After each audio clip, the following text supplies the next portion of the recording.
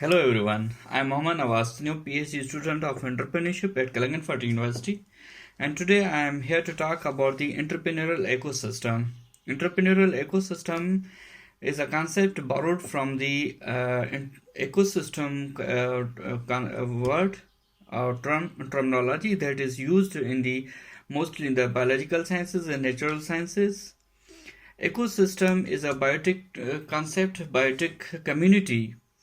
It is consisted of the physical environment where living and non-living beings live together and interact for their survival and for their growth. While talking about using this ecosystem in entrepreneurship and defining entrepreneurial ecosystem, it is a general environment, creating an environment for the creation of the business, for the survival of the business, and for the growth of the business. In the geographical context, if you talk about the entrepreneurial ecosystem, it can be at the city level, it can be at a regional level, it can be at country level. However, even it can be at international level as well. When we talk about the international entrepreneurial ecosystem, it comes to the uh, entrepreneurship conducted through the with the help of emerging technology. So I will come to this concept in my next lecture. However, by this time I want to talk about the entrepreneurial ecosystem. Joseph Schumpeter described entrepreneurial ecosystem as a process in which opportunities are explored and exploited for the production of the goods and services. However, when we merge entrepreneur with the ecosystem, it determines the creating environment for the growth of the startups. Startups entrepreneurship ecosystem has literature suggests that entrepreneurship ecosystem exists in the three forms. One is a startup ecosystem, second one is university based entrepreneurship ecosystem, and third one is a business cluster. I will give three examples of each concept. However, when we talk about the entrepreneurship ecosystem, it has two major, we can say, two major factors which are more important to discuss. One is the co-evolution, and second one is interdependence. While talking about the co-evolution of entrepreneurial ecosystem, it is the emerge, survival and growth of the business. Starting new business, survival of the business in the market while facing different kind of the competitions, and growth of the business while facing these competitions. This is a co-evolution of the business in entrepreneurial ecosystem. And second one is interdependence. Interdependence is a cooperative and competitive relationship of different elements, different factors, different reasons, different means for the survival and growth of the business.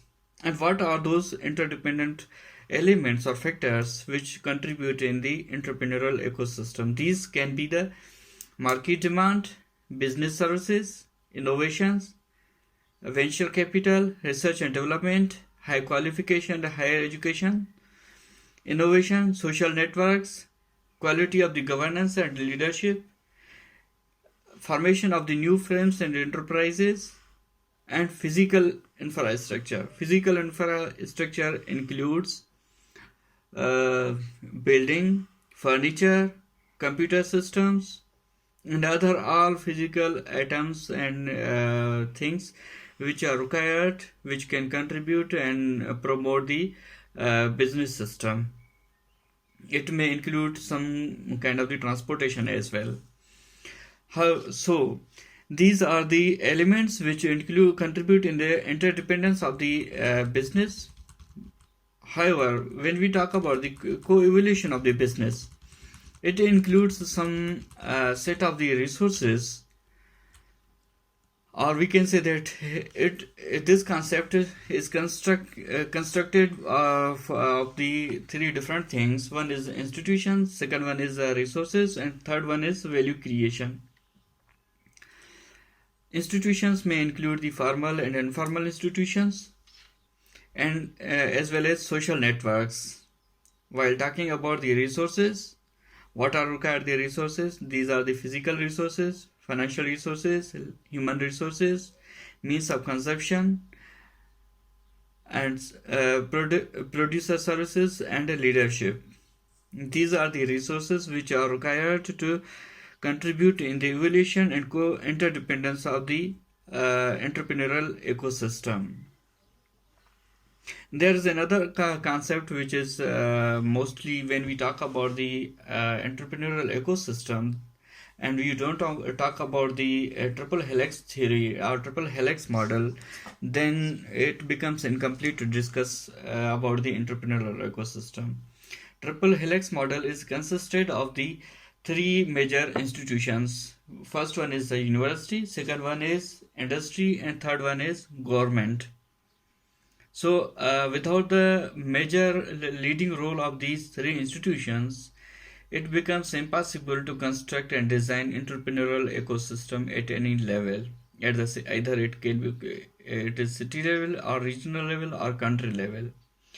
These three institutions have equal responsibilities and equal participation and playing different kind of the roles in construction making of the entrepreneurial ecosystem. So I was talking about the startup ecosystems. Startup ecosystems are those startups which are established by the government or different private and public sector organizations at different places. Like when we talk about the Pakistan, in the Islamabad, we will find the different startups and successful startups, and in major city Lahore, Karachi, Islamabad. While second one is a university-based startup ecosystems. University-based is university-based entrepreneurship ecosystem are those which are created by the universities, and we call it the academic entrepreneurship as well, where university contribute and play their third role after teaching and research, and third role is academic entrepreneurship, and they contribute to create new enterprises, new formation of the new business ventures through their utilizing their available resources. And third one is business clusters. Business clusters in Pakistan, we have a very vital example, that is a Sialkot, that is a business cluster for the goods and production and sale of the goods of the sports. Sialkot is very famous for the production and supply of the goods of the different kind of the sports, and that is a business cluster of the country. So these three were the examples of the entrepreneurial ecosystem.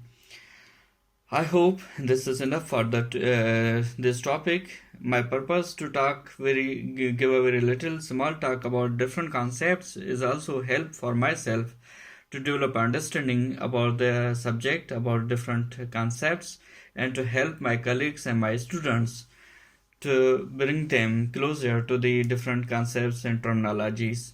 I hope this video will be useful for you, and if you appreciate this effort, then I will request you to subscribe my channel for my next lectures. Till then, take care.